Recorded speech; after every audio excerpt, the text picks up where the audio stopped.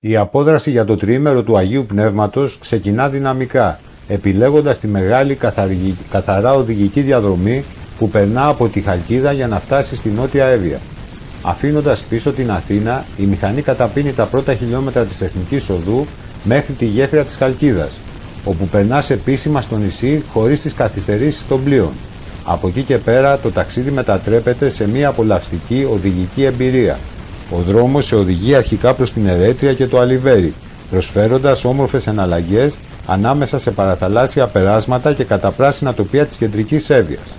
Καθώς κατηφορίζεις προς τον νότο, μετά τα Λέπουρα και τα Κριεζά, το σκηνικό αλλάζει και γίνεται πιο άγριο, αυθεντικό και επιβλητικό, με τον αέρα του Αιγαίου και του Ευωικού να σε συντροφεύει. Οι στροφές γίνονται πιο απαιτητικές, αλλά άκρως απολαυστικές για μηχανή, περνώντας κοντά από τα νέα στήρα και αντικρίζοντας χαρακτηριστικές αναμογεννήτριες στους λόφους.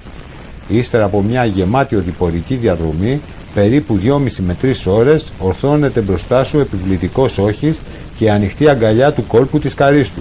Η περιπέτεια ολοκληρώνεται ιδανικά καθώς φτάνεις στο κάμπιν Κάριστος, έτοιμος να σβήσεις τον κινητήρα, να στήσεις τη σκηνή σου δίπλα στο κύμα και να απολαύσεις ένα γεμάτο χαλαρό τριήμερο.